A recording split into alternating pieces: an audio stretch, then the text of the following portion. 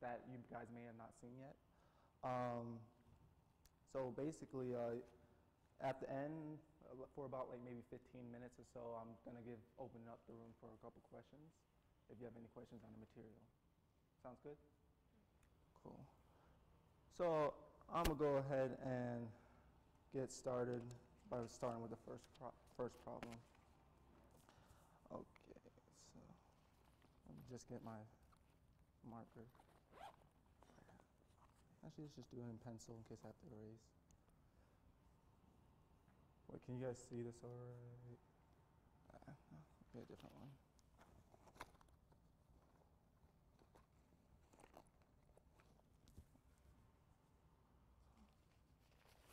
Let's see. I put it.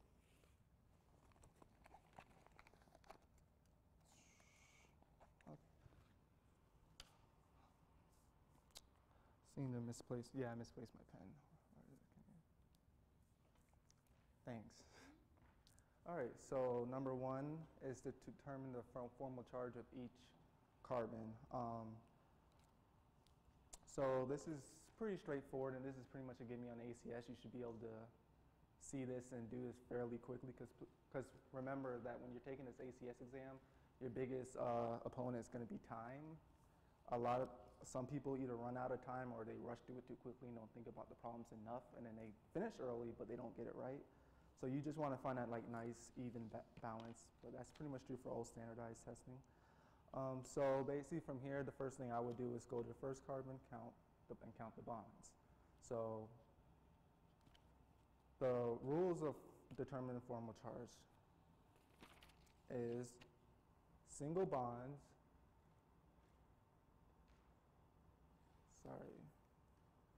bonds equals 1. Electron pairs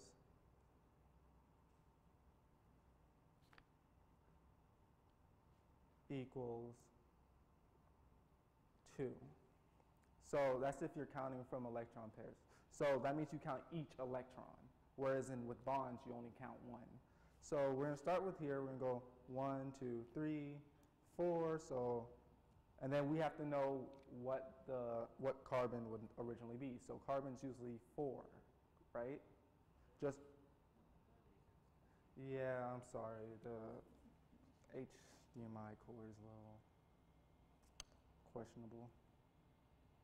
Okay, so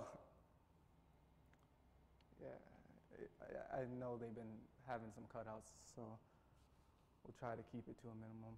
So if carbon's 4, all we would do is go 4 minus 4, and then what would that be? It would be 0, right? We go to the next carbon. Oh, because it's a double bond doesn't mean you count it once. Count it the same way. 1, 2, 3, 4. 4 minus 4 equals 0. Then we're doing carbons only, so let's go to the next carbon. Let's count this one. Now I know I had a couple questions wondering why wasn't anything drawn like it was over here. Well, that's because that's part of the question. So we'd count the same way, 1, 2, 3. Then we'll take 4 minus 3, and then 4 minus 3 would equal 1. So from that, on the ACS, if you can conserve time, it's the best thing to do. So start eliminating choices quickly. So here we can already eliminate all the choices. There's no reason to go further. But for the sake of learning, I'll do the last one because it's interesting. So I'll wait for that to come back up. I got something coming. Okay, cool.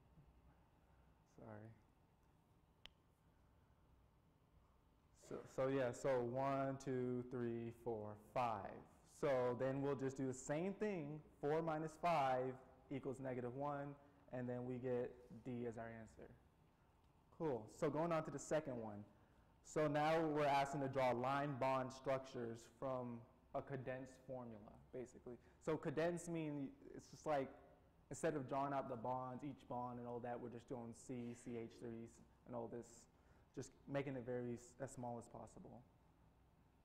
Oh man. see if I can get this stable. Okay, cool. So here, the only thing you want to do is really just think about what the molecule probably looks like. So I made this one a little bit of a freebie, as in I draw the first part for you, so you can kind of get an idea of how condensed formula works. So if you look here, you see each one has this. So these are CH3 groups connecting to one carbon. So if you know these CH3, three CH3 groups are connected to one carbon, then you know that carbon cannot have a hydrogen. If that carbon cannot have a hydrogen, then that means it's going to be directly connected to the next carbon. Hey, oh, sorry. Oh, okay. So it's connected to the next carbon. And if it's connected to the next carbon, then we know that that next carbon is connected to two O's, or oxygens. So because there's two oxygens, we know that, remember, when you're doing condensed formulas, you always want to try to make functional groups. So for now, if you're not really like used to working out these problems, just draw the O like this. You know that there's a carbon. It has to be connected to a carbon. You know it has to be connected to an O, and it has to be connected to an O. Now, if you look at this carbon, a dead giveaway is there's no hydrogen connected to that carbon, so you know that you can't just leave it like this and draw hydrogen here. You can't do that. There's no hydrogen in the condensed formula right next to it. So that also tells you that more than likely there's only 3 molecules surrounding a molecule, and then you know it has to complete that octet. It's going to form a double bond. So yeah, so from here, you can kind of get an idea that there's a carbonyl group. Now, if there's a carbonyl group with another O or oxygen, it's going to be an ester group. So think of, when you're doing this, think of it as a functional group. So that, and like I said in this test, at this point, we would be able to eliminate this, because from here we can assume B is wrong. We can assume A is wrong because there's no H after this O2. We could assume, we can't differentiate between C and D yet, so we're going to move on. So then we look right here. We have 2 CH2 groups, and basically, if you work enough of these problems out, you'll know that CH2 generally looks, if you were looking at here, that means it looks something like that. There's going to, yeah, okay. So there's going to be, so this is one of the few situations where you're going to have 2 H's stemming off. The other situation would be a double bond. So if we go from here, we have 2 H's, we keep going. The only difference between C and D, and this is what you want to start looking at when you get stuck. You want to look at what's the difference between the 2 most likely right answers. And the only difference between these 2 are the sulfide groups, or sulfur groups. So this is a thiol, and it has an H. So let's just go back to our condensed formula. Is there if there's not an H bonded directly to our sulfur, then that cannot be the answer, and then that only leaves us with C. So going to number 3. Yes? Why is it CH2? Would that make the end a positive charge at the end? Okay, yeah, I see what you're saying. That's supposed to be a CH3 accident. Cool. Is that H attached to the D, or is it attached to C? For that carbon? Okay, okay, for D, H is attached to the S. Oh. Yes, it's a thiol group. Why is the answer not B? Why is it not B? Okay. So you have 2, okay, so the reason mainly is because you want to draw functional groups. This right here is very unlikely to ever happen. Okay. So you want to make a functional group with a carbonyl group, and the best confirmation is with that double bond and making that carbonyl group. During this ACS, I don't know, it might not help you yet because if you haven't taken Orgo Lab, but think of every question they give you as if you're running an experiment, what would most likely happen, because anything can happen, but they happen in lower percentages, and you'll see that when we do synthesis problems. Okay, so let's just go down to the next one. Which Newman projection is the most stable? Now, for this part, there's a very good explanation I wanted to give everyone. So here you just want to know whether it's eclipsed or if it's staggered. Staggered would, Gaussian or staggered, and then this would be Gaussian or eclipse. This would be eclipse when they're right next to each other. Okay, cool. This would be eclipse when they're right next to each other. And this is the most energy, like this is high energy, and when it's high energy, it's less stable. So we're looking for the most stable, so if you ever see this and then you see these two as options, automatically eliminate everything that is eclipse because they're higher in energy. So there's also, and the reason because of that is kind of going to be the reason why the other answers aren't true, because we're talking about steric interactions. And with steric interactions, when you have big molecules close to each other, they kind of just like fight with each other and repulse each other, and that creates a lot of turmoil. It's like think of a bomb. It's just like when you have a nuclear bomb, all these atoms are just crashing into each other and making this high energy state. So it's the same thing with all molecules. This is higher in energy, and it's not going to make a bomb, but it's going to be a little bit more unfavorable and not stable. So we can eliminate D. So now we have to choose between A. It's really the same thing. You want to find the biggest molecule, and you want it to be anti or opposite, 180 degrees away from each other. So you want to find the biggest two molecules and have them opposite from each other. So let's look at these. So here we really are dealing with three things. So I'm going to go ahead and bring out this scrap paper so we can kind of just like think of this. So what number is this? It's 3. So we have a CH3, CH2, CH3, and this is actually a situation that could even confuse people who are doing fairly well at organic chemistry.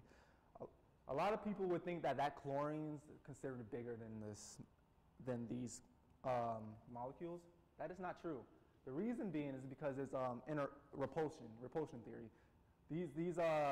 Because these are these bonds and they're stretching outwards, it's making it bigger. They're bigger molecules. While chlorine by itself technically is bigger, it doesn't have the bonds and all the pushing out of the hydrogens. So it's not as stretched out as this methyl group and this ethyl group. So when assigning priorities, it's going to go a little something like this. If this could.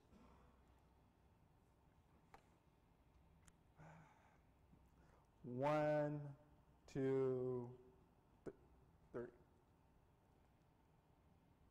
so just give me 1 second. So based on all this, we kind of can figure out that we really want this CH2, CH3 to be as opposite as possible to the bigger groups. So, okay, and I also forgot to mention the hydrogen, but that's obviously the 4th configuration, so we'll just draw that right here. 4th priority. So here we have a CH2, CH3, it's opposite to a hydrogen, and it's closer to a chlorine and somewhat close to a CH3. So technically, I'm not saying you could eliminate this because more than likely it's not the best conformation. Can you guys see this? Yeah, it's kind of hard with this. Keep showing. Okay, so yeah, so these are opposite. So let's just make sure that there's nothing more stable before we start eliminating problems. So let's look at this because this is the highest priority. So let's just start here every single time just for speed. So this is the 2nd priority. This is 3rd priority. This is already more stable because it's connected to these 2 CHs, right? It's right next to these, so there's not less steric interactions. This is already more stable than A. Going to B. Let's look at what's next to it. A chlorine. That was 3rd on our list, right? So this is and it's opposite to a hydrogen, which isn't necessarily bad in its own right, but it's just that there is a more stable configuration. So let's eliminate B and A. And then we already eliminated D. So at this point, we know the answer is C. These are like very introductory questions that you could possibly receive on ACS, and you really want to make sure that you get these right, because there are a lot more difficult questions. Cool. So moving on to number 4. So 4 is, in a sense, is a little bit of, oh, okay, yeah. 1 second. We'll just take a quick hiatus.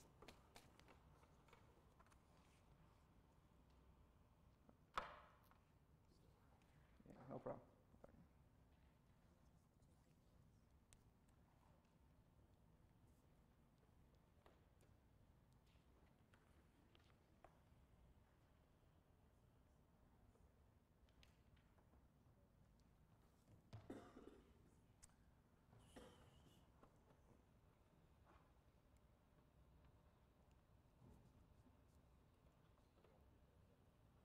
Yeah, sure, no problem. Can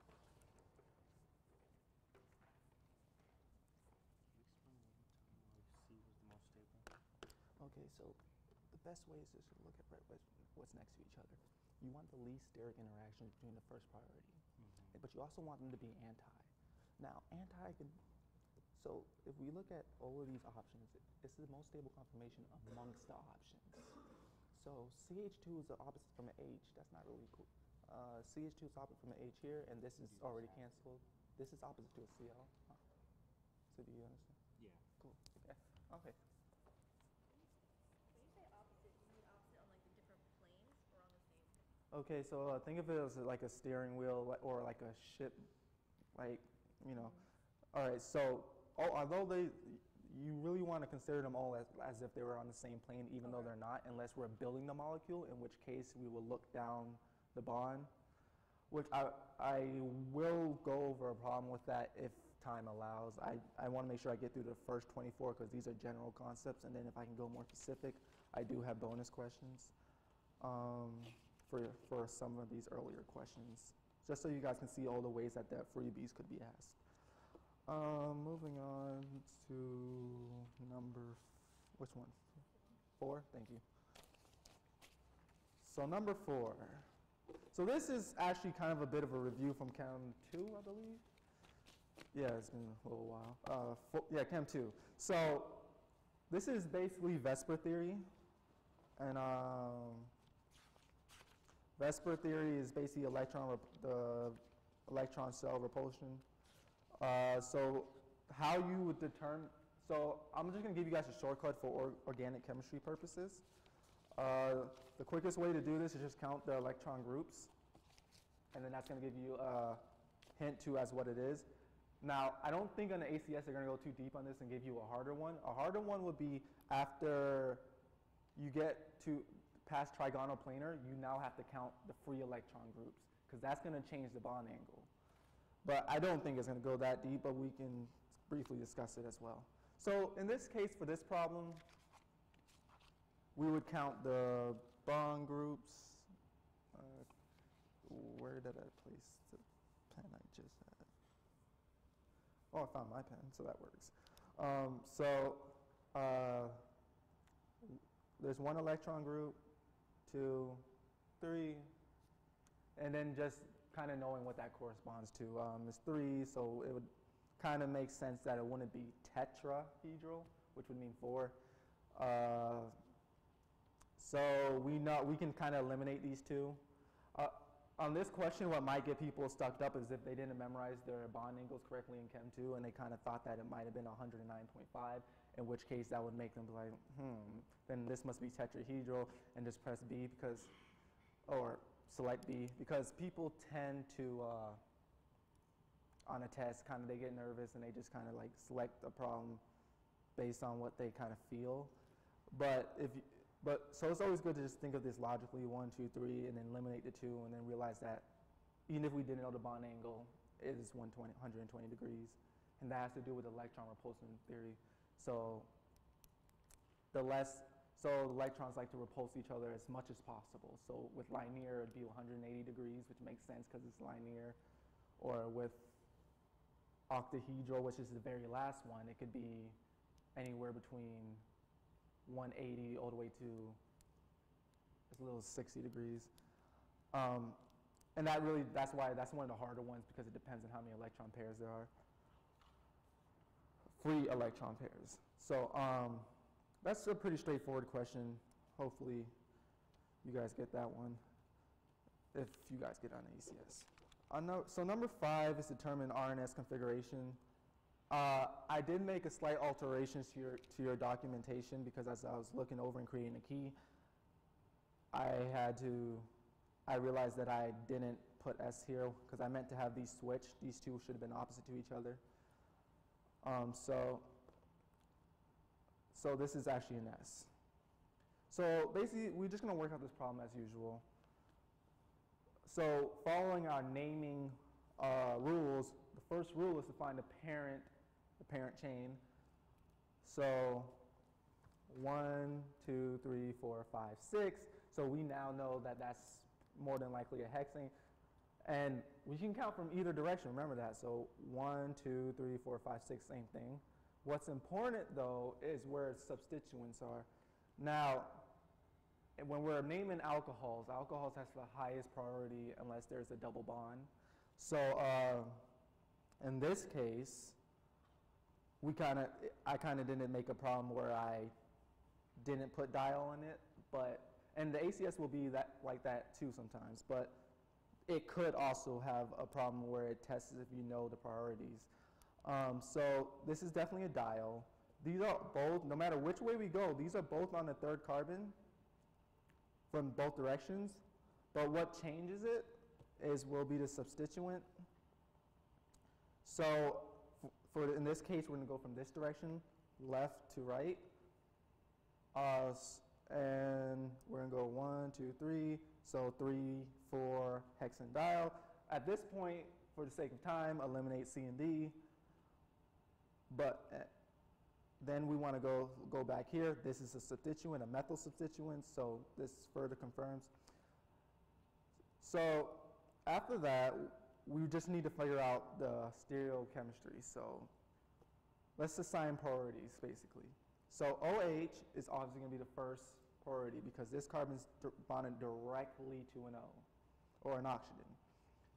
Here, this carbon is bonded to a carbon that's bonded to two more carbons. So if it helps you out with visualization, actually, let's just start it.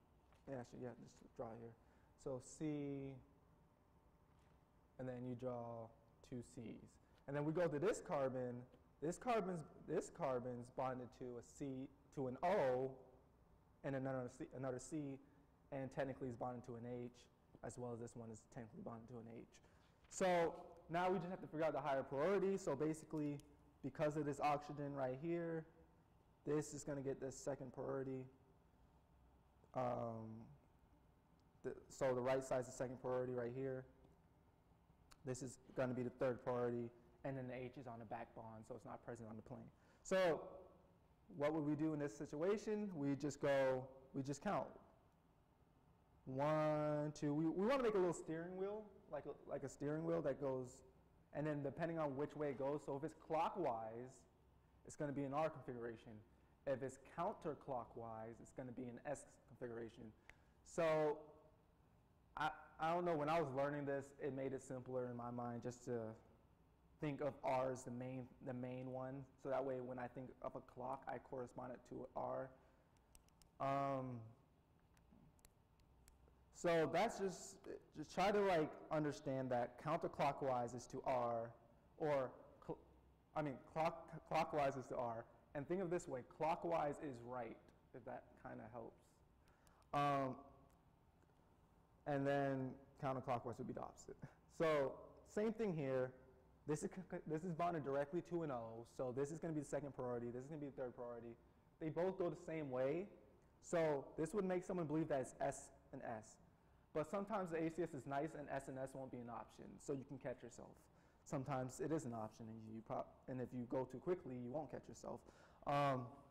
So in this situation, we'd realize, okay, the option's not here, so it must be something else.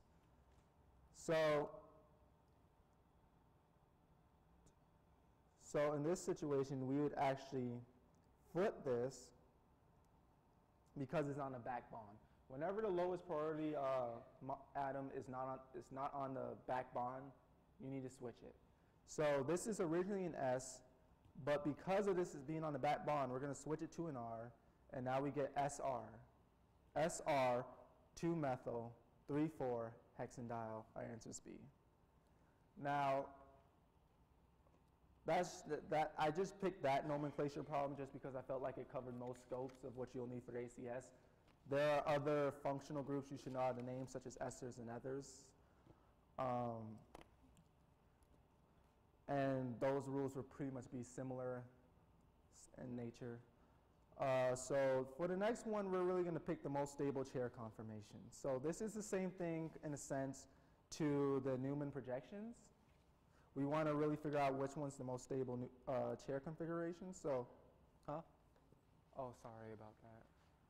So this is really knowing in a chair conformation which one's the most stable. So finding axial and equatorial positions is what you're trying to do here. In this molecule, or this form with a chair, this would be equatorial, this would be axial. And actually, my drawing of chair conformation is a little rough, but this would be equatorial. So that's for that reason in this question, I kind of left them all in the same area so you won't have to distinguish. So really here you want to eliminate problems really quick. So in the equatorial position, we have a lower priority molecule compared to OH, so this cannot be it. In this situation, they're both in the equatorial position, so this is possible. In this situation, they're both, so this is possible. This situation, we have this hydrogen here, so let's eliminate that real quick. But really, and you also want to look at it as a holistically. So in the case that they're not all equatorial, then you want to go back and try to figure out which one has the most equatorial. But in this question, it's pretty straightforward. So this is equatorial, this is axial, this is equatorial, this is equatorial, this is equatorial, this is equatorial, this is equatorial. So more than likely, we know at this point this is the answer because you can't really make this any more stable than this because they're all equatorial. But if we were to look at these, we would find that we switched one around. So these are just freebie ones that you should be able to get really quickly. We'll go on to the next one. So the next one will be 7, right? Paper's got a little jumbled. Cool. So here we have how many stereoisomers does this molecule have? So in this situation, this is a lot easier than finding constitutional isomers because there's really no shortcut to constitutional isomers. You really just have to like reorganize the functional groups and try to figure it out. But this one's a lot quicker. You can apply the 2 to the n rule, which kind of goes like this, where n is equal to the number of child centers.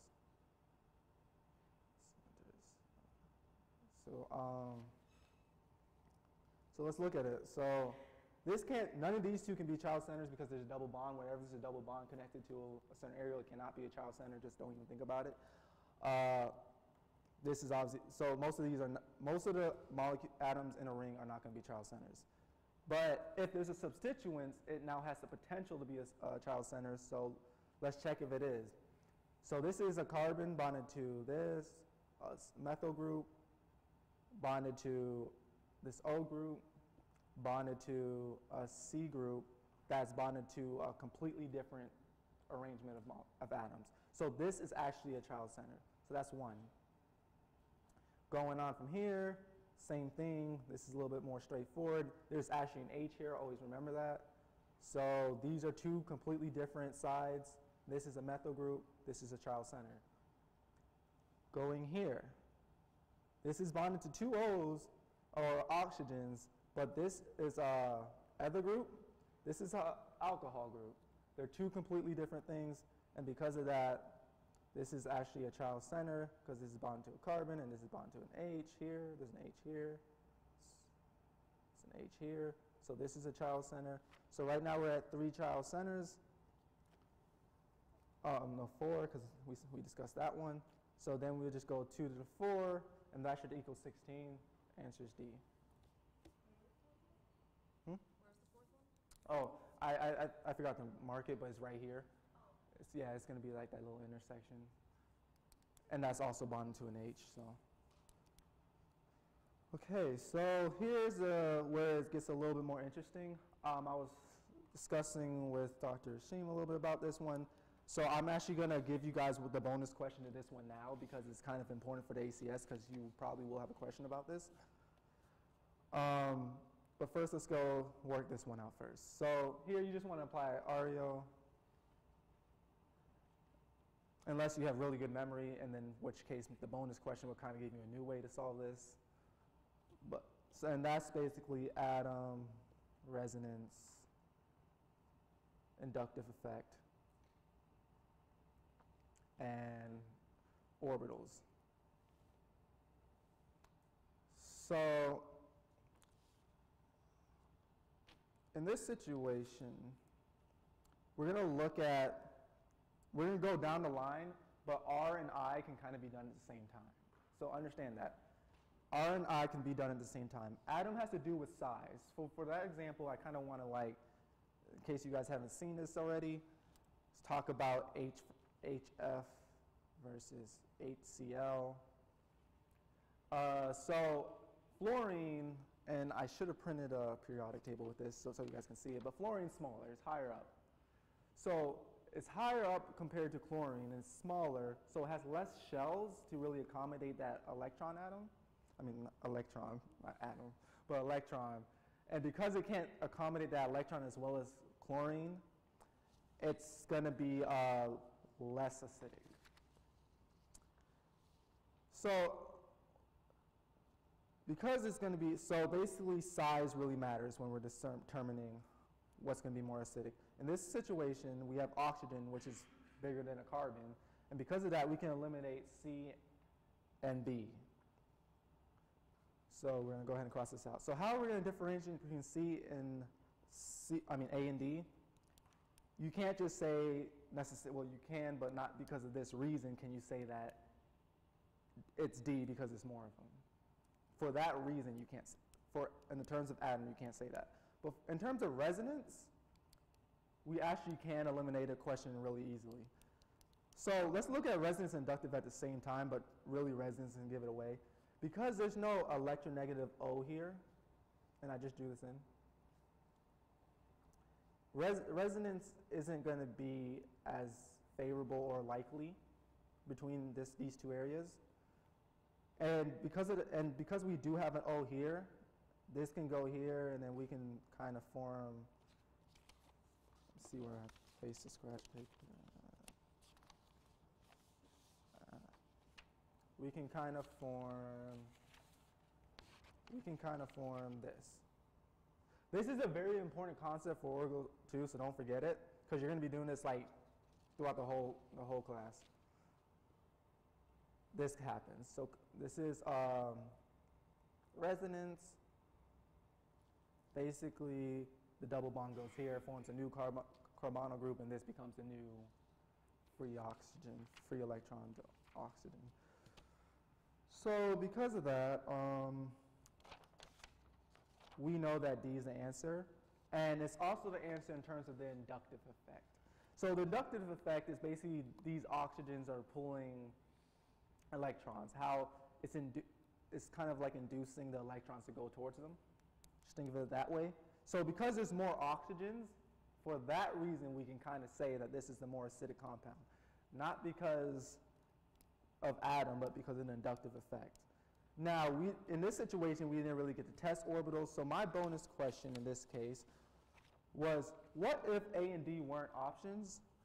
And in this case, there's multiple ways to tackle this, either by pKa's or just knowing the rules of orbitals.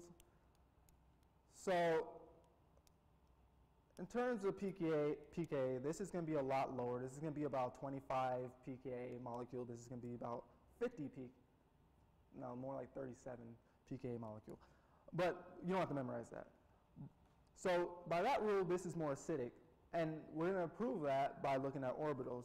Generally with sp orbital bonds, they're going to be more acidic than sp3.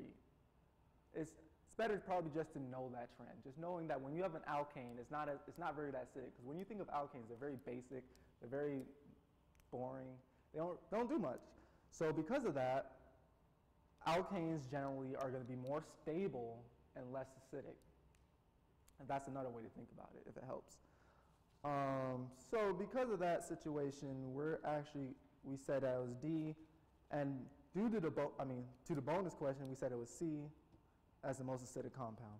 My other bonus question for this, and this was, I wasn't really sure if it was going to be on your ACS because I thought this was more of an Orgo 2 topic, but they still kind of want you to know in some capacity what a pKa is. So the question is, if HF has a pKa of 3.1 and HCl has a pKa of negative 6.0, which is more acidic. So the answer to this question is actually going to be B, which most people would probably guess more than likely anyways, due to other reasons. So really you could solve this the other way, but they'd be more so testing whether you can understand whether the lower pKa, the more acidic it is. The higher the pKa, the more basic it is. So just understand that trend. You don't need to memorize pKa values or none of that. Just know the relative, what they are relative to each other. I'm not 100% sure in what way they're going to ask that question, but I expect that they will ask a question about it. Yes. Yeah, so, and it can go negative, so it just keeps going lower. So I'm not sure what's the most negative pKa in existence, but it does go low. And if it's high, anything positive is always going to be a lot more basic than anything negative. So it's just a way to and in Orgo 2, or actually if you want to apply this to Orgo 1, it might save you, but it takes a little bit more time. When determining leaving groups, acidity kind of helps. But that's a whole nother discussion and probably will be better explained in your book because you have to look at the tables. So moving on beyond that. Number 9 is basically understanding the shortest bond length. This is a very basic question and that you don't want to miss. It's probably going to be one of your first questions, if not in the first 10.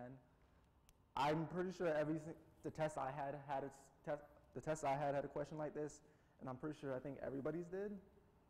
But when I took the ACS, it was during Orgo 2, so I had a combination of Orgo 1 and Orgo 2. So you guys are very fortunate to be able to see it now. So basically, the way this works is sp3 is going to have the longest bond length. Sp is going to have the shortest bond length.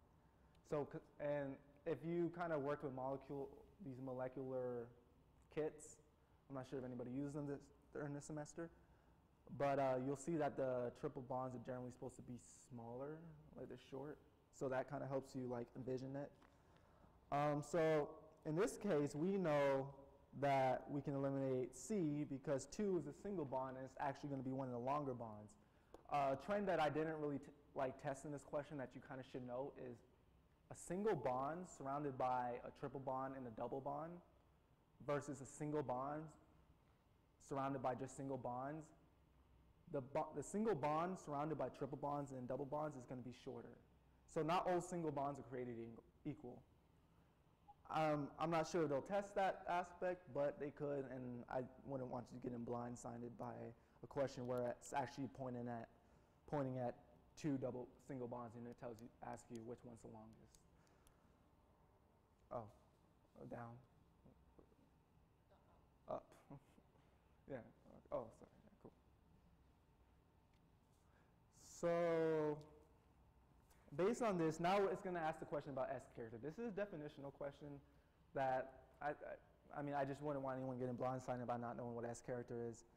S character corresponds to the bond itself. So triple bonds have higher S characters. So a triple bond generally has a 50% S character, and then it just decreases from there. So the answer here is actually going to be D, but a lot of people might think that it's trying to ask something opposite from it, and they might, for some reason, pick B. That would be wrong. So don't try to like kind of guess what they're looking for. Try to like think about, you have to know like the actual definition because they might just be saying the same thing and you wouldn't know it. So the answer is D. So How do you count the S characters on bonds like that? I memorize them. I think that's the best way. Just knowing how they correspond. Because I'm sure they can fluctuate a little bit in the lab. If you had like a shorter single bond, they might have a higher S character. But I'm pretty sure that the S characters will correlate with the bond length. Okay, so you said sp3 has the longest bond length? sp3 is going to have the longest bonds. So it's not the triple bonds, but the single bonds are going to be longer. Yeah. Cool. How am I doing on time? Oh, wow. Okay. So moving on to number 10. And which of these Lewis structures would be given a formal charge of +1? This is another freebie that I just threw in there because it's a good way to look at this. Because sometimes same questions that ask the same concept but asked differently can choke people up a little bit. So in this situation, you would apply the same rules. So we know that chlorine isn't a halogen, so this is not 8, but it's right next to halogen, so it's going to be 7. So the number for chlorine is going to be 7. So think of the row. So that's another topic that you should have an understanding of. Know the rows on the periodic table. You probably learned it from chemistry, but just knowing what row can really help you determine how to calculate formal charge. So these are just like beginning of the semester problems that really test chemistry subjects, but they correlate to orgo in a way. So 1, 2, 3, 4, 5, 6, 7. This has a formal charge as 0, which you would expect if you saw this, which you saw plenty of times during the semester. You've seen that plenty of times during the semester. So you don't expect there to be a charge there. So wait, 1, 2, 3, 4, 6, 7 there. So here, 1, 2, 3, 4, 5. So 7 minus 5, 2. So we can eliminate these two. 1, 2, 3, 4, 5, 6. 7 minus 6, 1. This would be your answer. But just for the fun of it, let's check this. 1, 2, 3, 4, 7 minus 4, 3. So this is the only possible answer. And it has a positive charge. Cool.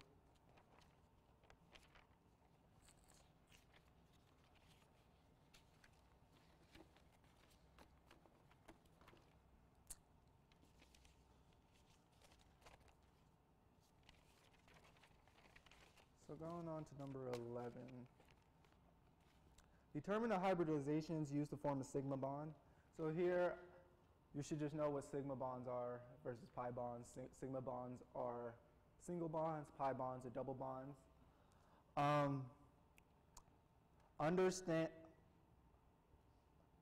Understand that pi bonds are still technically single bonds, but they're really not single bonds in the sense that you have a sigma bond, but when you make it a double bond, you're adding a pi bond, which is weaker, lower in energy, and easier to break compared to a sigma bond. And that's in all situations. So sigma bonds are harder to break versus pi bonds. So in this situation, all we're going to look at are the carbons next to the bonds. This is a very interesting question that when I first saw it, when I took the ACS, I did get stuck on a little bit because I haven't seen a question like this. And basically, the way to tackle this was I thought of this logically. If you look at the answers, there's 2 answers. So that means if we're talking about a bond, the only thing that's in 2 surrounding it are the 2 connecting atoms. So from there, what I did was I thought about, okay, so what is the hybridization of this carbon? What is the hybridization of this carbon? And doesn't that tell me the hybridization to form a bond? So critical thinking is really going to help you in this ACS. So, because you will get blindsided by some problems, it really helps. So, so this is going to be, this says 1 bond here. This is 1 bond here. This is an sp hybridization. So the way to determine sp, you just count the bonds. Triple bonds is 1. Don't count them 3 times. Count them as 1. 1, 2, sp. Here, this carbon, 1, 2, sp. So this triple bond is formed by two sp hybridized carbons. But that's not what the question's asking. It's asking about this sigma bond, or this single bond right here. So 1, 2, sp. 1, 2, 3, because CH3 really looks like H, H, H. I just do into the H. So 1, 2, 3. So 1, 2, 3, 4. So S is 1, P is sp. I mean, the second bond is sp. The third bond is going to be sp2, and it's, the third bond is going to be sp2. No, okay, so the first bond is S, second bond is sp, third bond is sp2 from on there. Oh, okay. And then the fourth bond is sp3. That's how I wanted to explain it. So just do that. Just count 1, 2, 3, 4. sp3 is the highest. Count S as 1. So maybe if it helps you, think of p to the 4. But really it's sp. So based on that, we know we have 4 surrounding it. It's going to be sp3. So let's look for sp and sp3. But I put left and right so you could differentiate between A and B. So at this point, we should definitely have C and D eliminated. It's going to, and we know this is sp, so this is eliminated. The answer is B. That's a very straightforward question, but you got to know how to think through it and figure out the hybridizations.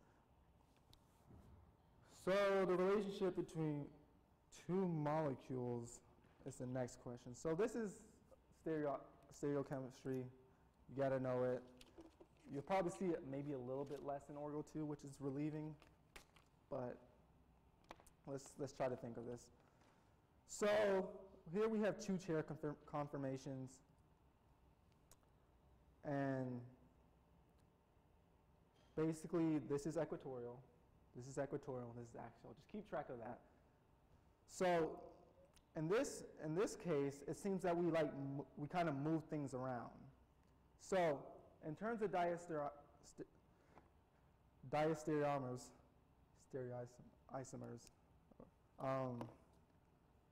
we would just flip one. We would put the H equatorial in the OH axial, and that'd be enough. But so really, let's just see if that's done. In this situation, this is equatorial, and this is equatorial. So B is eliminated. Are they the same molecule? Well, in this situation, we would just have to count. So let's say this is 1, 2, and then there was no ring flip done here. 1, 2, 3.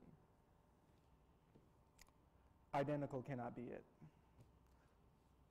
Constitutional isomers is incorrect because they have the same functional groups. So here we kind of know the answer, but if the quickest way to do this, and probably the way you probably should have started with, let's draw the mirror image. Enantiomers are always non-superimposable mirror images. So you can't put them on top of each other when you draw the mirror image. So when you draw the mirror image of this, which I could try to draw for you guys in my chair drawing, it's terrible.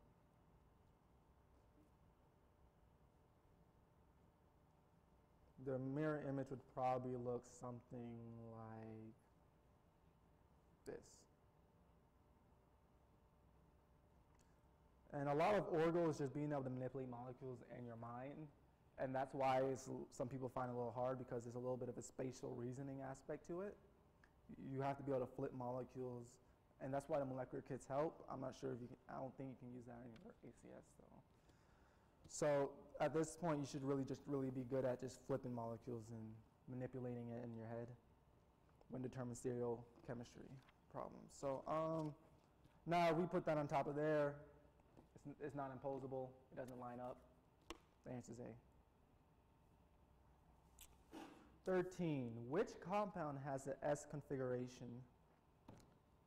So first thing we want to look at is priorities. Let's assign priorities to each option. This is bonded to an O directly, 1. This is bonded to an H, 4. This is bonded to a C that's bonded to an O, so this is probably going to be 2. And this is, so 3. Cool. So let's apply the same reasoning. 1. Now we have 2, these both have O's bonded to the C, but this has 2 O's, so it's going to get that number 2 spot. This is going to be 3. This is going to be 4. Here we're going to have 1. Here we're going to have 2, 3, 4. That's a mess.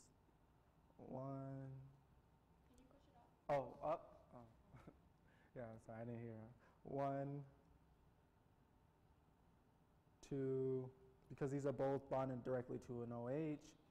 This is going to be 3 because this is a nitrogen. This is a heteroatom. Generally with heteroatoms, they're going to take priority over most of the other atoms. And this is going to be 4. So next thing to look at is on what bond is it on. So like we discussed earlier, the lowest priority should always be on that back bond. If it's not, you need to switch it. So there's another way to think about this where you spatially rotate it, but this is the quickest way for people who cannot accurately or consistently rotate molecules in their head. With this situation, we're just going to go, this is on the up bond, so we need to switch it. This is not on the back bond, so we still need to switch it. This is the lowest priority, it's not on the back bond. And our lowest priority here is actually on the back bond, so we're not going to flip C. So let's start with C since we don't have to do anything extra with it. 1, 2, we can completely, with the steering wheel technique, we can completely neglect 4 when drawing it.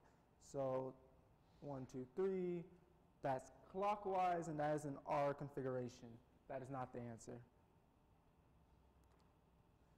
1, 2, 3, 4. This is counterclockwise in the S configuration. But because it's on the back bond, we switch it and it goes to an R configuration. This is not the answer.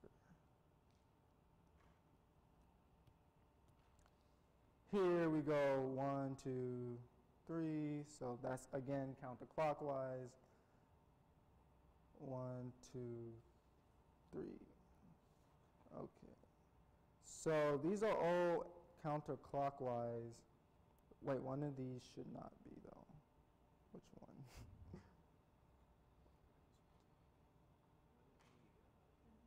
Hold up. Yeah, I actually have the explanation wrote down in case I get like stuck for a second working it out in my mind.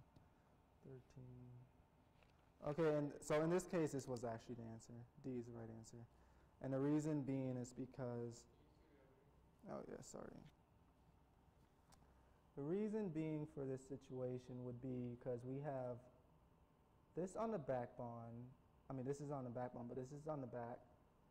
So 1, 2, 3. Oh, okay, I see the problem. So in this situation, there's 2 OHs, and I believe that when I was drawing it, I meant to put it on here so you could switch it back. So in this situation, actually, it's just a mistake. OH, C, because I pulled some of these problems I pulled off a website with a test bank, and then I took the keys. Some of these I made myself. So in this situation, there's 2 OHs. These would have the same priority. And while you would have to switch it, this would have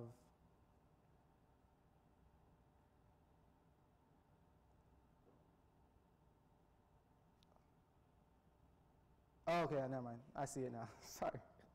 This is the first priority, 2, 3. So you're going clockwise, and that's why it's right. So let me rewrite it and put it on some scrap paper. Huh?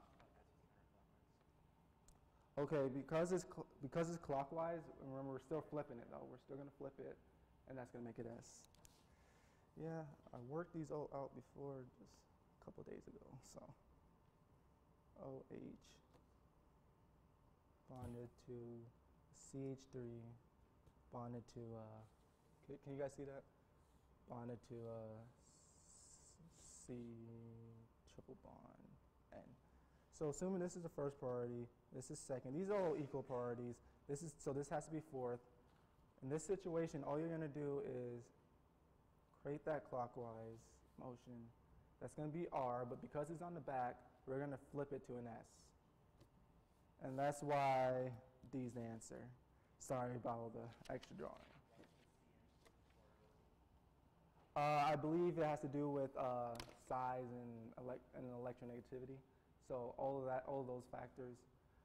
I wish I had a copy of a periodic table so we can break out. Yeah.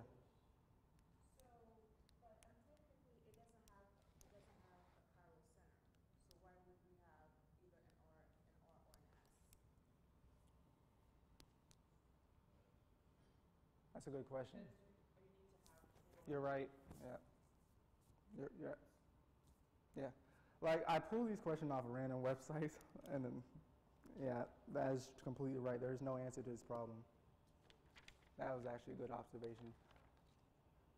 If there's two OH groups, so unless I copied it wrong, there's no answer. So in that case, we'll just completely throw that out. But the most important aspect is to know the trends, know how to ascend priorities. So with atoms like OH and NH and all those, you need to know which one takes precedence over each other. So I encourage you guys to look at a periodic table. Generally, the further down, the better they're going to be. Oh, and the further right is the better they're going to be.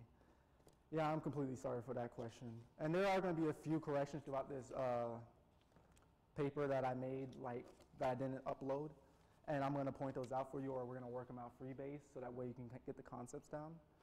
But that's pretty much the first one that I didn't really catch. Number 15, right? So for number 15, this is actually a difficult question. But I wanted to introduce to you guys what D was, so that's why I included it. D is an isomer of hydrogen. It means deuterium. All that means is that it kind of does have a slightly higher weight. So the number for deuterium is 2 instead of 1. So it's a slightly higher weight. I don't think it matters in this question, but generally if you see that, give it a higher priority in comparison to any other hydrogen. Okay? Cool. So what makes this question so hard, or hard for me, because I kind of have to try to draw a ring flip. You have to know to ring flip the molecule. And actually, in this situation, we're just going to assume that it's anything capable of elimination. So this is just be a strong base. Strong base. Anything capable of elimination. So after doing the ring flip, then you have to convert it to a hexagon. So yeah, it is a very intricate question, but it's a question that you're going to have in ACS in some form, kind of testing if you know how to ring flip. So when you ring flip, you want to bring like this up and this down. That's basically your goal. I honestly don't want to draw this for you just because my drawings aren't perfect and it could confuse you. It's going to be something like this. So basically we want the higher pointed up area to be up. We want this to go up here, and then we want this to go down here. So I'm trying to see what's the best way. Okay, so this is going to be up, down. Okay, I'm getting somewhere. And something like that. So if we were to count these carbons, just giving it random numbers, this isn't following any nomenclature rules. Let's say this is carbon 1, 2, 3, 4, 5, 6. Because this is a cyclohexane, so that would be expected. So the one carbon is actually going to move here, I believe. This is going to, the 1, 2, 3, 4, 5, the 6th carbon is going to move down here. Okay, so wait, no, the one carbon should be here. 1, 6, 5, 4, 3, 2. So it should still be all connected to each other. Nothing changes. And that's practically how that should go. after the ring flip, you want the substituents to still attach to the same like number that you had in the first, before you did a ring flip. So because of that, after we do the ring flip, we now have to figure out how elimination works. So we have a leaving group, and the only leaving group. So yeah, the reason why we're doing a ring flip is going to be because that the reaction could not proceed the way it is right now. And okay, yeah, I remember now. So it's a strong base, so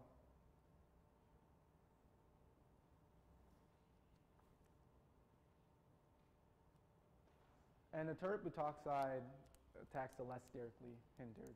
So as it is right now, it's too sterically hindered, but once we do the ring flip, it's going to be less sterically hindered. That's, yeah, the ACS does get rough like that.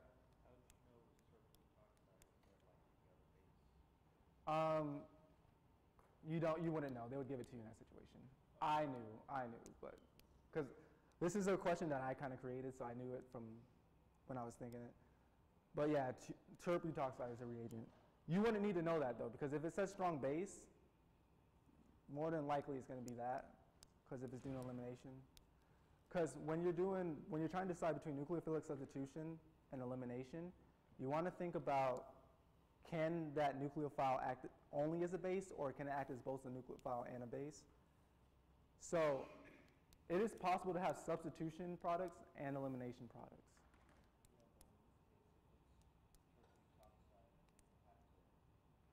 So we're assuming it only acts as a strong base.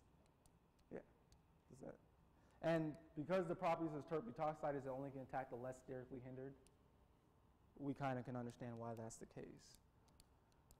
So moving. So because it is after doing a ring flip, the answer is D, the less sterically hindered, right next to the deuterium. And if you see it, if they throw in a hydrogen like this, eliminate that problem immediately. Isotopes don't change during reactions unless it just doesn't, not on this exam.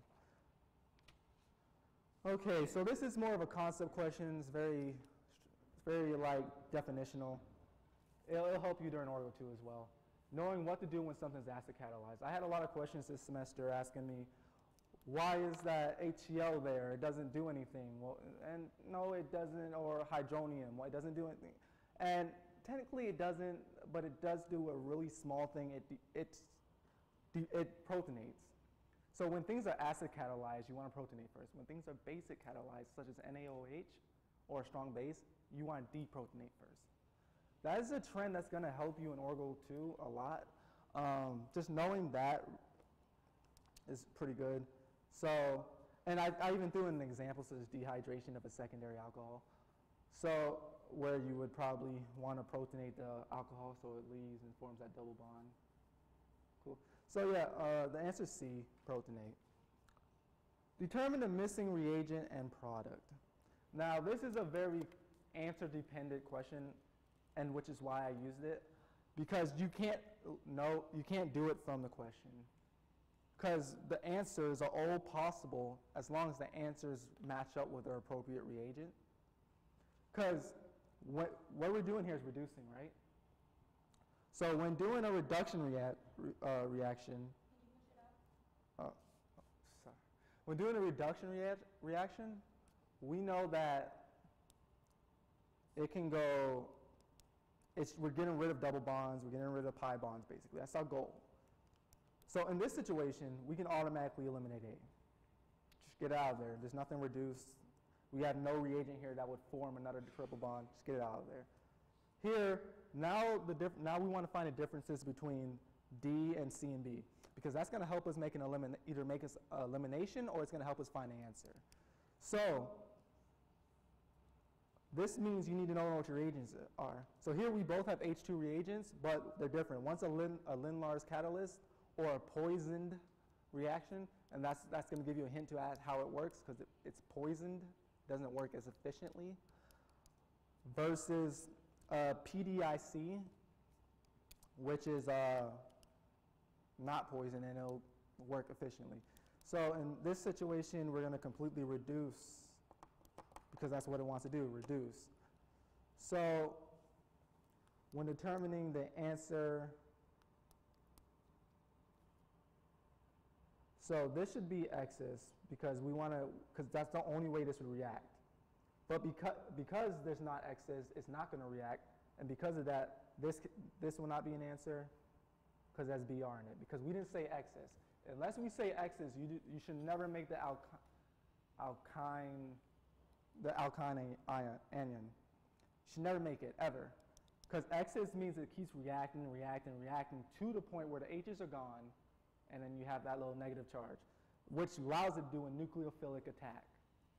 But if that negative charge is not formed, you cannot do that nucleophilic attack. And so because of that, the answer is D. H2 and PDC. It reduced all the way to alkane.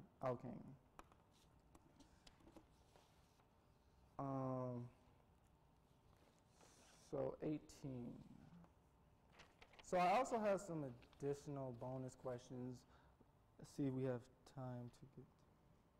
But I want to make sure that I hit the harder parts such as radical reactions and stuff. What location will the reagents Br2 and HV attack? This is a radical reaction. You guys just learned this, so this is the part, so I really want to make sure I included this answer.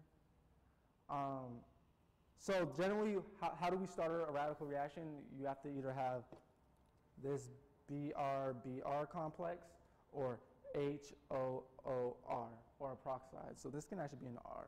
And what's going to happen is the bond between them is going to go to the little half Fuchs hook that they were talking about, and it's going to have a single radical electron on it. It's going to make it extremely unstable, and it's going to start this cascade of reactions where it's just radical one, because there's no way to fill back the electron pair. The only way to stop this is with another reagent that's going to terminate it, but you don't need to know it for this course, I don't believe, because she didn't go over it in class on it. So basically, we know this is a radical reagent. Now, the thing in question here is the selectivity of Br in a radical reaction versus chlorine. So this is another periodic trend, except when you're doing this, when you look at a periodic table, when you go up, the less selective, it's less selective and more reactive. So fluorine, you can't use it. You just can't, it reacts too much. It'll never be used in the labs. So one step down, chlorine, we can use it in a lab, but it's not as selective. And think of this as if you're running an experiment. So if you're running an experiment, you're going to have all of everything, but it's going to be in percentages. Okay, so then we have bromine. Bromine is very selective. And the rule, yeah.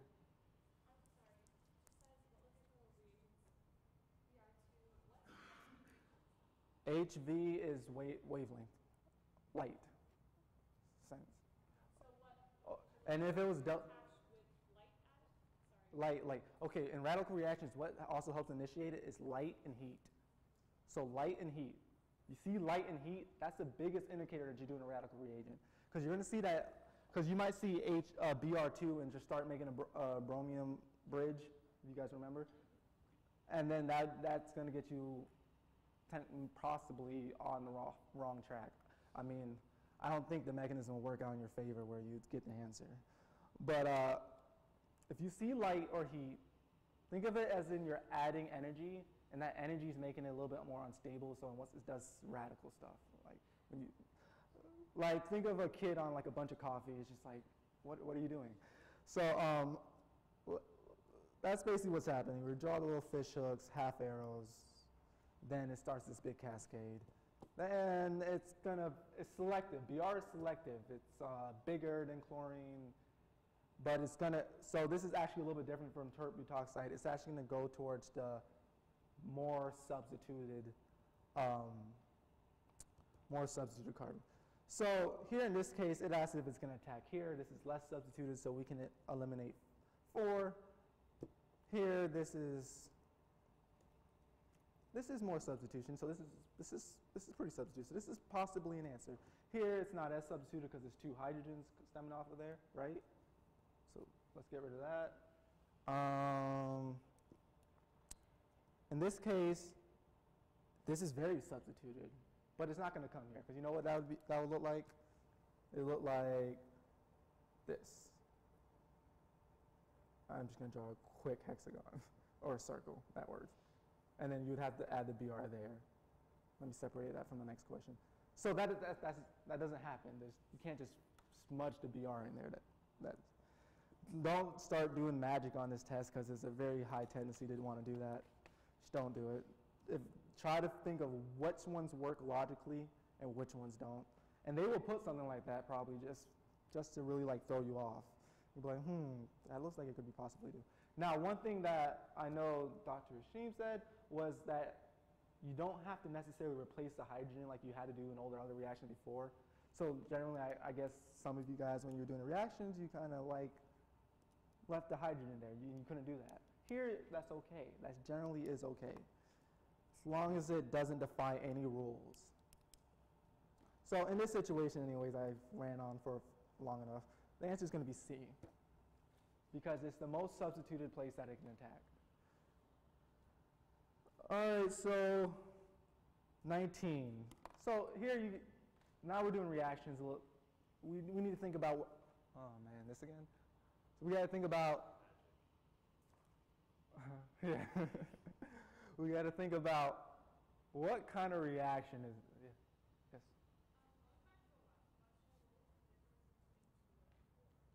2 and 4.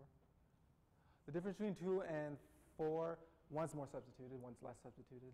And 4, and 2 you can't even attack 2, huh? I thought you said it attacked the most substituted. Yeah, it attacks the most substituted. The answer should be, okay, this is 3. This is where it's attacking.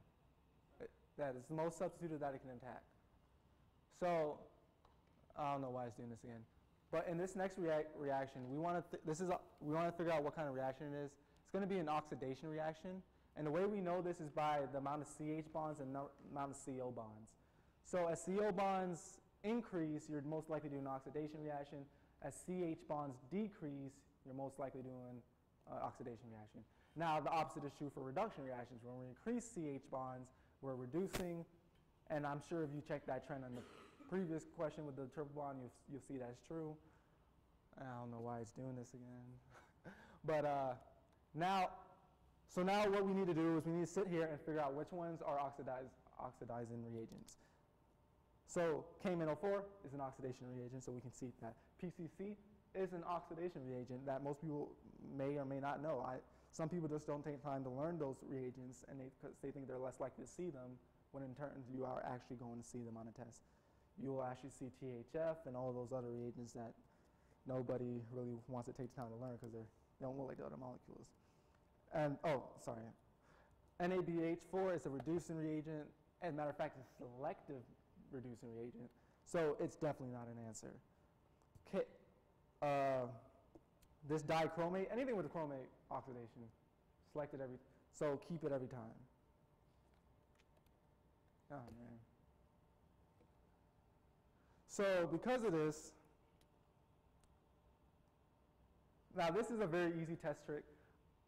These two are strong oxidizing reagents. You couldn't really differentiate between which one to use. So more than likely it's going to be this answer, and you can just knock these two out. But let's think of this like conceptually, because we're here to like actually make sure we understand it.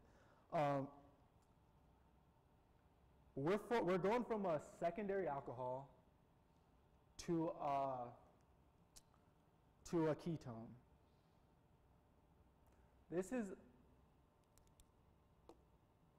So in this situation, you're not, the furthest oxidation can go is a carboxylic acid. Formation of a carboxylic acid. So in the formation of a carboxylic acid, you would use a strong oxidation reagent. So knowing that if you're going one step short to that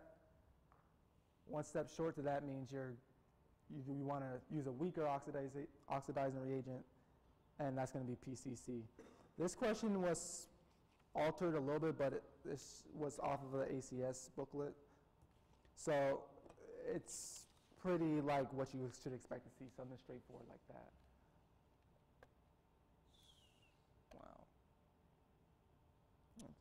Wow.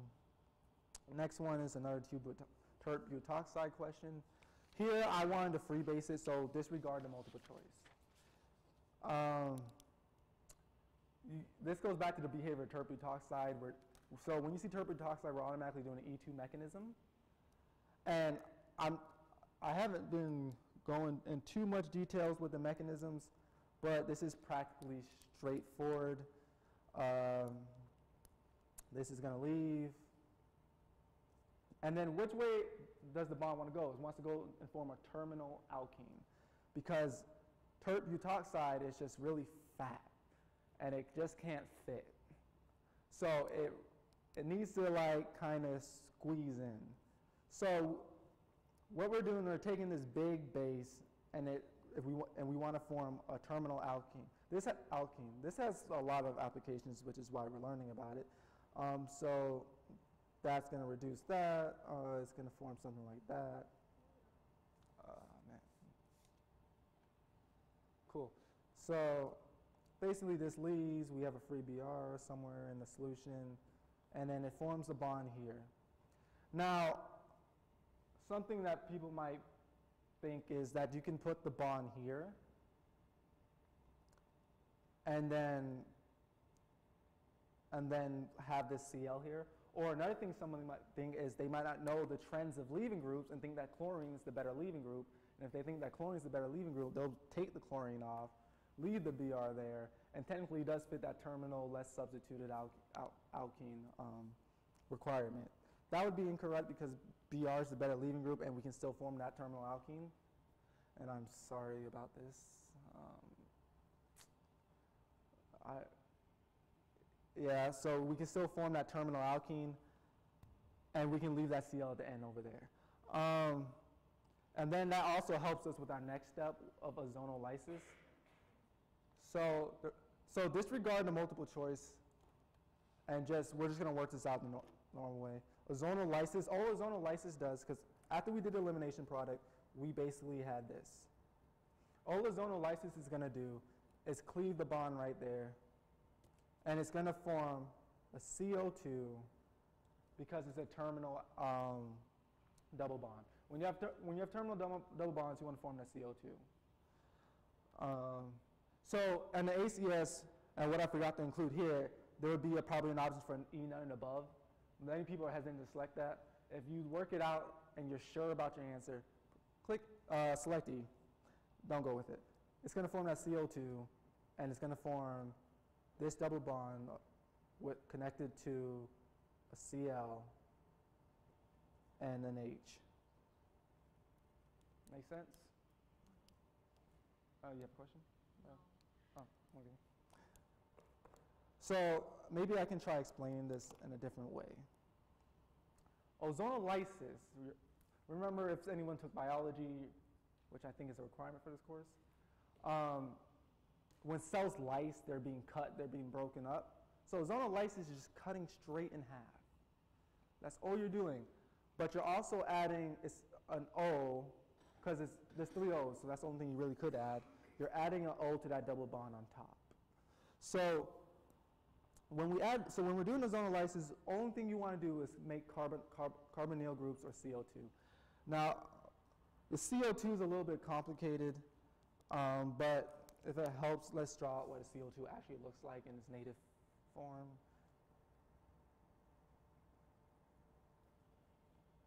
Does that kind of resonate with you guys a little bit better?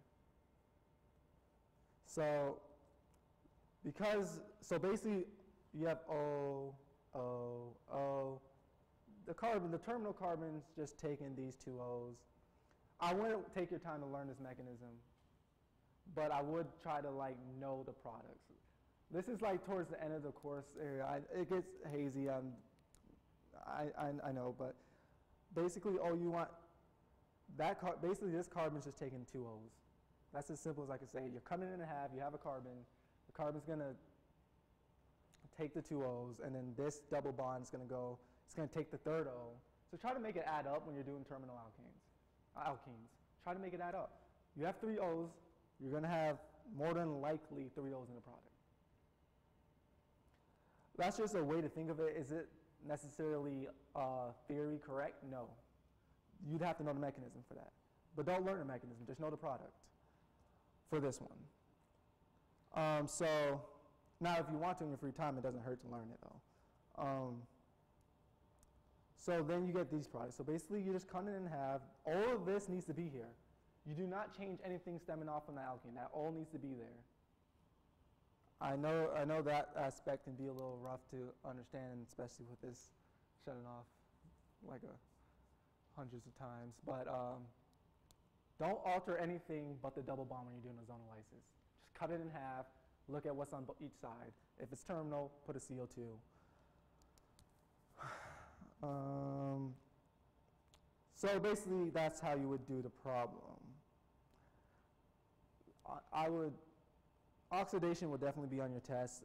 Try to get an understanding of it. We don't go over oxidation mechanisms that much because it's kind of complicated, but it's all the same. Basically, the two O's are going to connect to the molecule in some sort of way.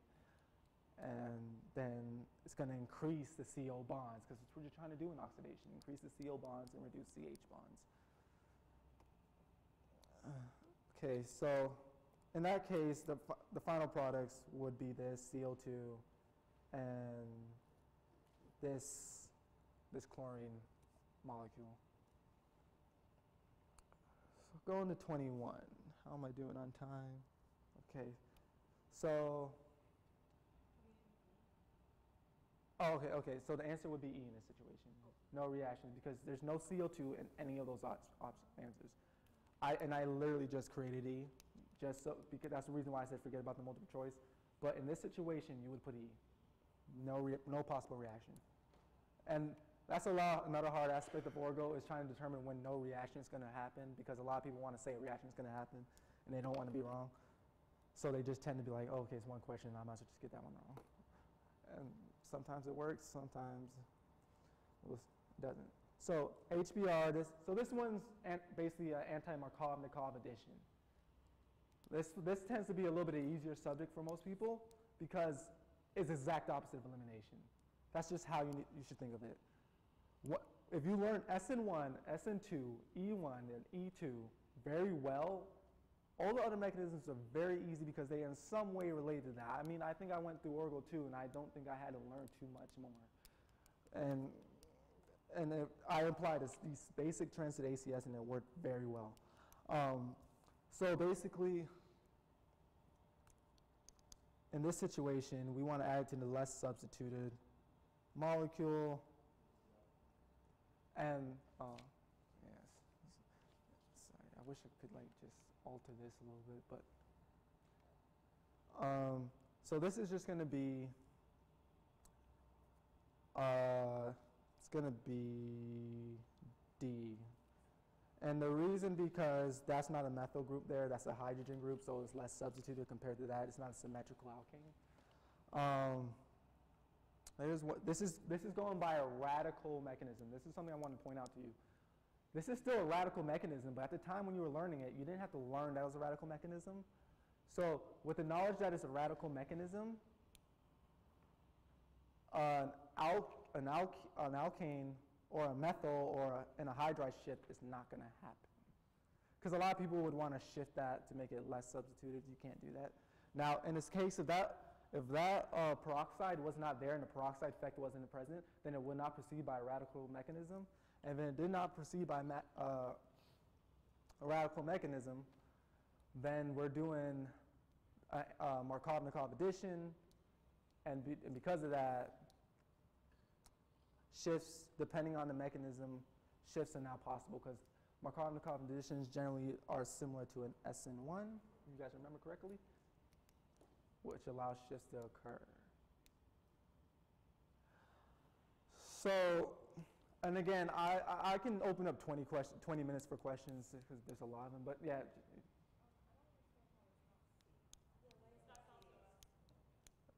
Maybe I marked the wrong one, possibly.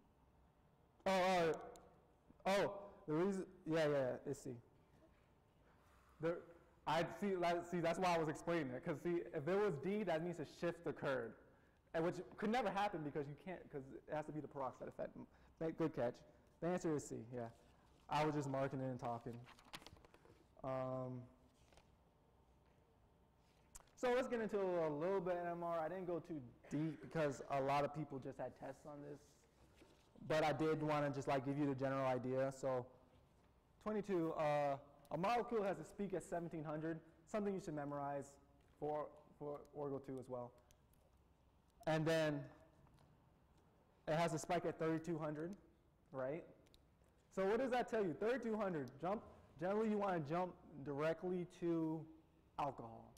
Now, in Orgo 2, maybe not on this ACS, so I probably should tell you now. I don't know how an Orgo 1 ACS is going to work in that sense, but technically at 3400 or 3300 at that point, it could probably be an alcohol or it can be an amine. That makes this very difficult because you can't just jump to alcohol. You got to consider which one it would actually have to be. And that's why, and then usually in that sense, they'll give you some extra information. I gave you that extra information anyways to help you with the problem. But generally, if you see this combination, it probably is going to be a carboxylic acid. But don't just jump there, kind of like work it out and make sure. Mass spec peak of 59. So if I did my math right when I was making this question, if you were to remove one carbon off of one of these answers, you will get a peak of 59, and that's why you will know that's the answer. Because remember, when you're doing NMR, not NMR, mass spec, you're fractionating the molecule. So you take off one carbon, then you take off another carbon, then you take off another carbon, and whatever, and those, so if a carbon has 3 H's connected to it, you would just subtract 15. If a carbon has 2 H's connected to it, you would subtract 14. So just do that. It's pretty straightforward. Sometimes the ACS might find a way to trip you up and have two very similar problems. But usually they'll give you one piece of differentiating detail that can really help you make that decision. Try to think of everything critically and as logically as possible. But I mean, sometimes it is hard to avoid getting a question wrong because I mean, generally the natural average is like a 48% on this. Huh? I don't know. I couldn't tell you. I'm not even sure she will give you a curve just because this is just Orgo 1. But she should. Anyway, so moving on. So based on this, I'm going to go ahead and make this a little bit quick, but generally you would work through each one and make sure that they made the math worked out. So the total of this would probably be like 16, 17, 12, 14, 15. That should be some numbers, 32, 4, 50, 58, 68, 73 I want to say. Let's make sure. No, it would probably be 74. 74? Okay, cool, yeah, that, okay, yeah. So 74, and that makes logically sense because we're going to move one carbon group, which is probably that methyl group at the end, so subtract 15, and more than likely, what do we get? 59. So that really just tells us, and along with the IR spectroscopy, that really tells us that D is the answer. What this question is really just asking is, do you know how to analyze molecules? It's really just a lab technique. Yeah? I subtracted 15 because you got to understand in mass spectroscopy, I could have made it 74 if I wanted to. As long as it cuts a carbon off, so 1 carbon, 2 carbons, 3 carbons, you're slicing up the molecule, fractionating it. So had I wanted to, I probably could have went a little bit deeper and just threw off another carbon, but that makes things a little bit more complicated, so I didn't want to do that. What do you mean?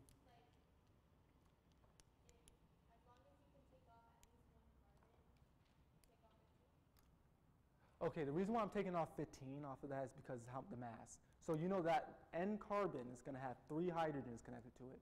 And those 3 hydrogens, right, are each one. That carbon is 12. So 3 plus 12 is 15. So when we cut it off, we're subtracting 15 from the mass. Think of it, this is mass spectroscopy, so it's rely on the mass. Yeah. All right, so just so I can get through the whole review, maybe a couple bonus questions and set some questions, I'm going to go ahead and just say that's D. And now I gave you a carbon 13 because that was the most annoying one for me to look through compared to HNMR. I mean, everyone has their own preference, and some things carbon 13 was way easier. So in this situation, you want to find the carbons in different environments. So you'd count these carbons once. You'd count this carbon once. Oh yeah. Thanks for the reminders. That's why I hate moving it. Cool. So, and then with a cyclohexene, you really are only going to do about half, unless there's substituents, right? So there's no substituents on this, so just do half. Cut it right down the middle. 1, 2, 3, 4. So 1, 2, 3, 4, 5, 6. Does that make sense?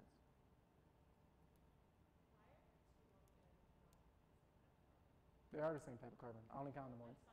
Oh, I circled them and then I did a different shape, but I know the handwriting can get a little crowded, so. Yeah, count them once. 1, 2, 3, 4, 5, 6. And that makes the answer C. What do you mean? Just count carbons? Yeah.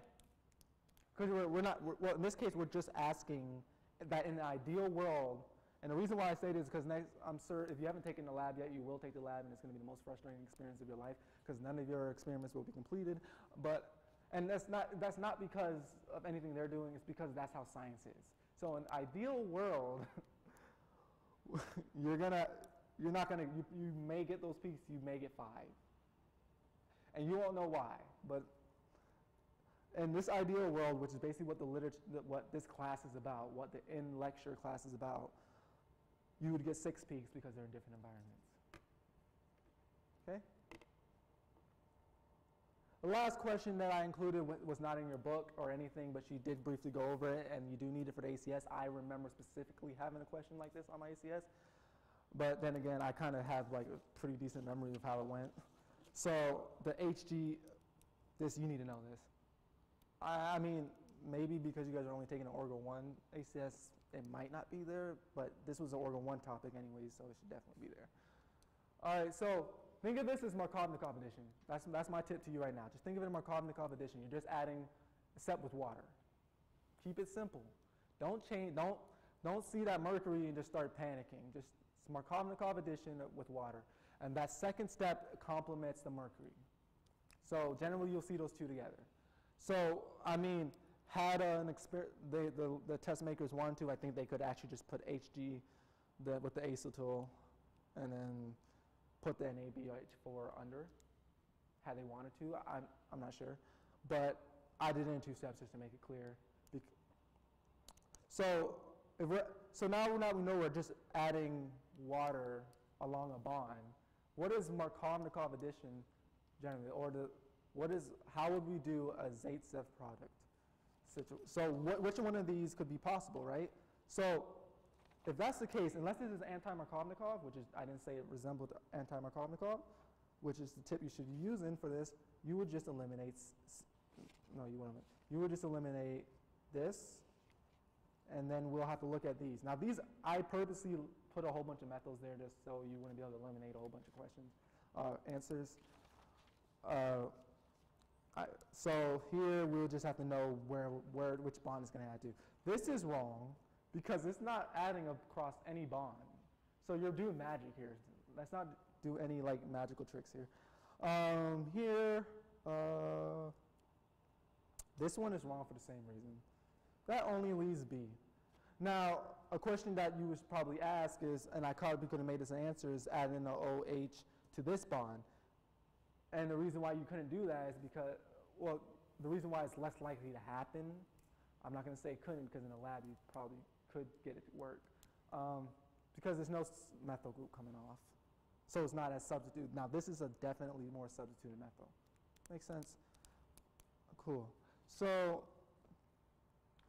in about 5 or so minutes we'll get into questions, free questions. And at that point, I'm going to hand out surveys. And I'd ask that you all just fill out the surveys just so we can kind of get feedback on how I did and how the session as a whole went.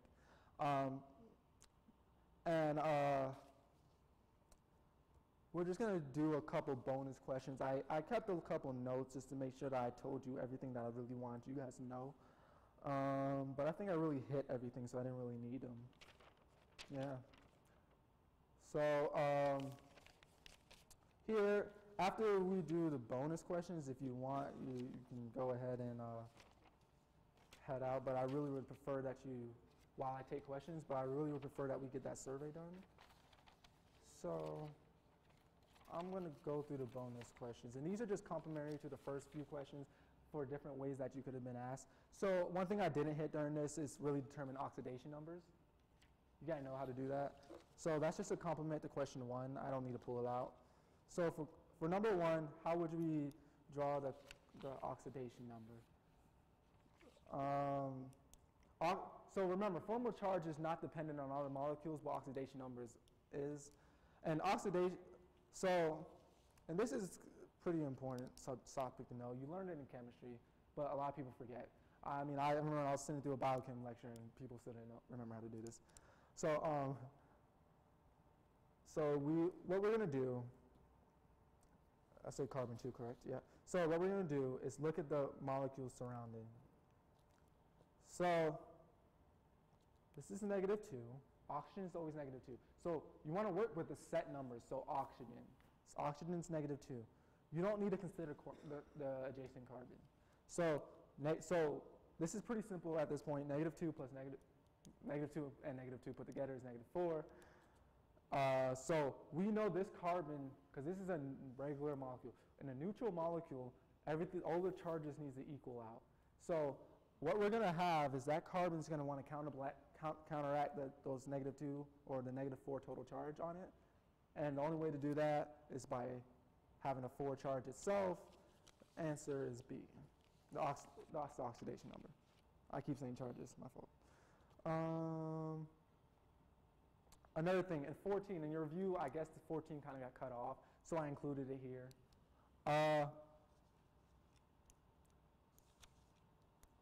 So at 14, we got to know what kind of reaction this is. This is number 14, so this is going back to like one of the more simpler reactions we were doing. This is a weaker nucleophile.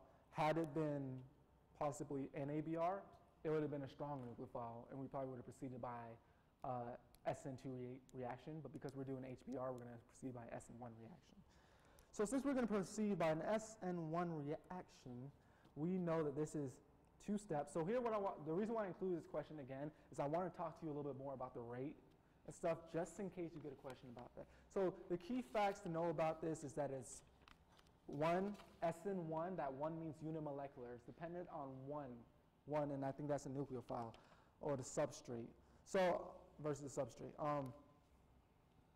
The second thing I want to talk about is how many steps. It's a 2-step reaction, right? So remember that we're doing 2 steps. It's carbocation formation. And also we should remember that shifts can happen. Where a lot of people mess up is deciding when and where to do a shift and when to do which shift. So I'm going to explain that for you really briefly. The only time you should ever do a methyl shift is when it is a quaternary situation. That means, or a quaternary carbon. There's 4 substituents coming off a carbon. That means you can't really, there's no hydrogen there to shift. So that's the only time you need to be doing a methyl shift. Now, on the other hand, hydrogen shifts are generally what you're mainly going to be working with. And you just basically do that whenever you want to kind of like switch around things so that way it fits what it's trying to fit. Or like, so in this situation, so there's, I don't believe there's, oh yeah, there's a carbocation rearrangement. So we're going to see how a hydrogen shift works here in this problem, which is good. So as we know, HBr, and this might actually help you a little bit more. HBr is an acid. Not as strong as HCl, But actually, it is pretty strong. Yeah, HBr is a pretty good acid. So what is it? So when we discussed that little concept question earlier in the session, we said it would protonate first, right? I just want you guys to kind of catch on to the trends because they might help you a little bit during the test. Yeah, H. So HOH plus is a good leaving group now because OH originally was not a good leaving group. This is now allowed to leave. We have a free H2O or water in a solution.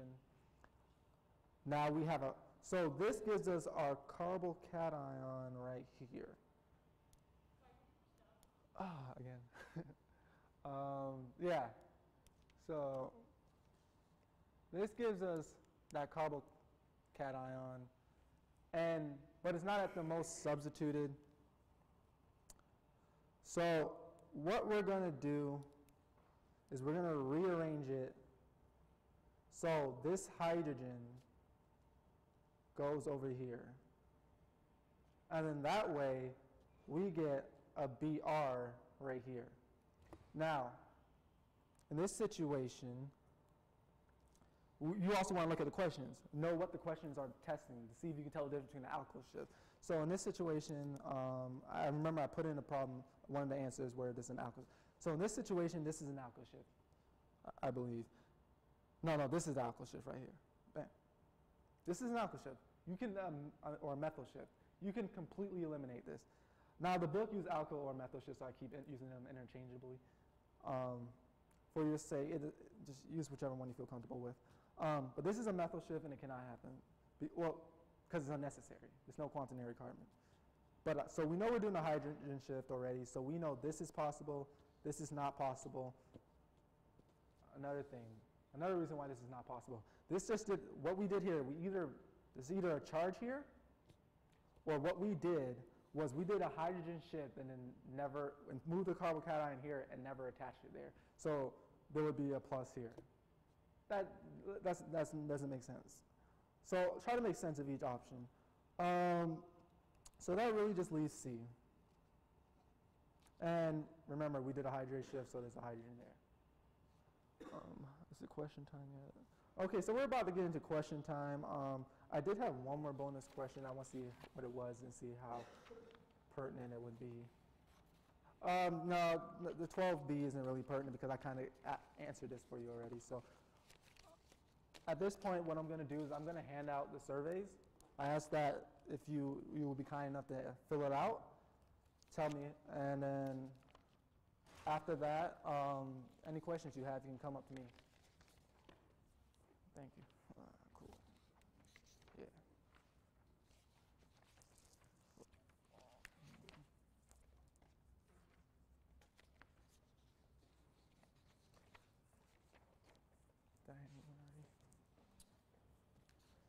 Thanks.